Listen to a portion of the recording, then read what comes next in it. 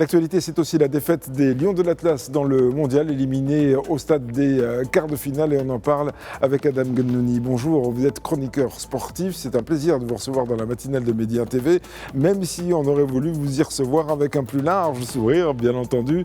C'est un peu le coup de massue pour tout le monde ce matin. Comment est-ce que vous ressentez les choses, vous, en tant que chroniqueur sportif, en tant que spécialiste de ces soubresauts émotionnels qu'on peut ressentir dans ces moments-là? C'est Rachid, tout d'abord bonjour. Heureux de vous retrouver aussi ce matin, même si malheureusement ça vient après une défaite. Et donc pour revenir sur hier, alors je vais essayer de commencer un peu par le positif. Donc je pense qu'on peut considérer aujourd'hui le Maroc comme une grande nation de football.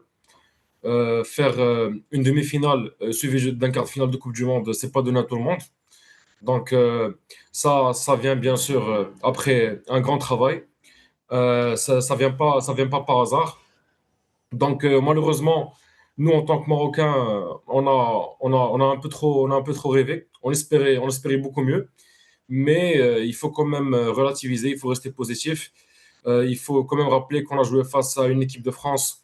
On a peut-être joué face à l'équipe de France qui a le plus de potentiel dans ces dernières années, potentiellement face aux futurs champions du monde.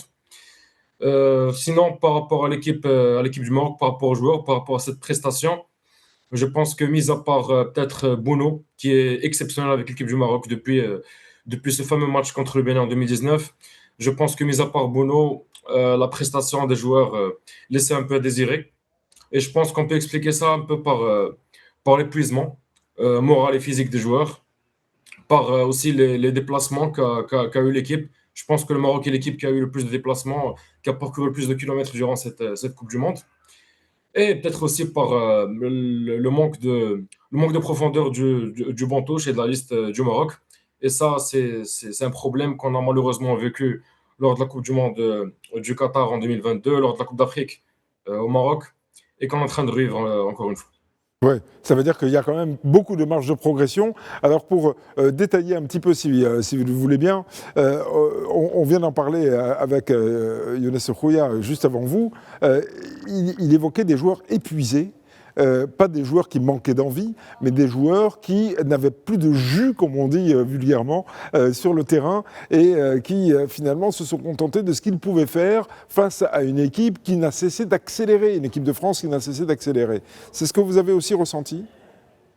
Bien sûr, je pense, comme l'a bien dit Younes juste avant, je pense qu'on ne peut pas se permettre de dire que des joueurs manquent d'envie dans un match de quart de finale de Coupe du Monde. Bien sûr, comme on le sait très bien, la Coupe du Monde, c'est tous les 4 ans. Chaque joueur rêve d'y participer.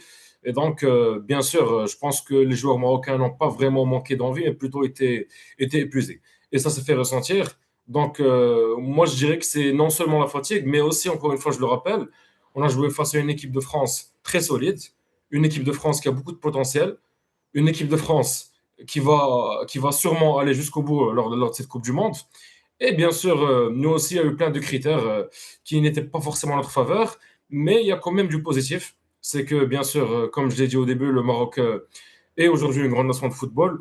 En 2022, on est venu en tant qu'outsider, on est venu en tant qu'équipe qui va juste essayer de faire, qui va juste essayer de faire peur aux adversaires. Cette fois-ci, ça a été un peu différent en 2026. Là, on est venu, on s'est dit, voilà, peut-être qu'on va aller jusqu'au bout. On va essayer de, pourquoi pas, même remporter cette Coupe du Monde. Malheureusement, on est encore un peu loin. Malheureusement, il manque encore certains aspects à améliorer pour le futur. Mais je pense qu'on est sur la bonne voie. Je pense que le Maroc est sur la bonne voie, surtout que on voit là en 2030, ça va jouer chez nous. Donc, je pense qu'il y a beaucoup de points positifs à retenir et beaucoup de leçons à prendre pour, Inch'Allah, passer ce cap et essayer de rectifier nos horaires pour le futur. Alors, je ne vous cache pas, Adam Gunnouni, qu'il y a une question qui m'a trotté, qui me trotte dans l'esprit depuis hier soir, et je me suis demandé si oui ou non j'allais vous la poser, parce que il est question du fair play aussi marocain, de ces valeurs marocaines que le football véhicule également. Je me suis dit, est-ce qu'on revient dessus ou pas? Bon, je vais quand même vous poser la question, peut-être parce que les téléspectatrices et les téléspectateurs se la posent peut-être. Est-ce qu'on doit parler de cette main non sifflée de Rabiot, me semble-t-il, et qui est à l'origine de l'action qui a mené au premier but? Bon, bien sûr, je pense qu'on s'est tous posé la question après cette main, on s'est tous dit, euh, je pense que la question que tous les Marocains se sont posés d'abord, c'est pourquoi il n'y a pas eu de ralenti. Donc après cette action-là, il y a pas eu de ralenti, on n'a pas revu l'action. On ne sait même pas s'il y a vraiment eu main ou pas. On s'est tous posé cette question, mais franchement, je pense que ça ne s'est pas vraiment joué sur cette main uniquement. Je pense que la France a été supérieure lors de ce match. On peut s'estimer heureux même d'avoir gardé ce score de 0-0 jusqu'à la 60e minute. Peut-être que dans un autre monde où cette main aurait été sifflée, on aurait encore un peu plus subi. Peut-être on serait parti aux prolongations, peut-être qu'on serait qualifié, mais ça reste malheureusement, ça reste un point, c'est du football en fait. Je pense que les erreurs d'arbitrage sont des choses qui arrivent dans le football. C'est triste, mais je pense que c'est pas le seul critère qui a malheureusement joué en notre défaveur hier. Oui. Selon vous, 2-0, le Maroc s'en sort bien? Euh, Globalement, oui.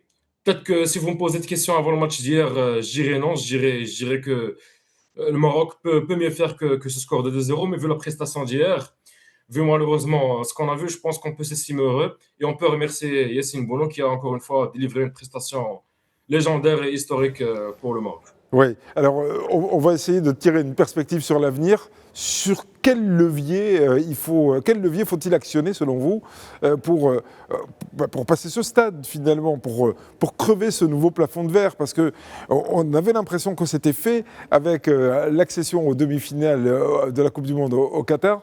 Mais on s'aperçoit que il y en a peut-être un autre plafond de verre qu'il va falloir crever encore. D'après vous, qu'est-ce qu'il faudrait faire?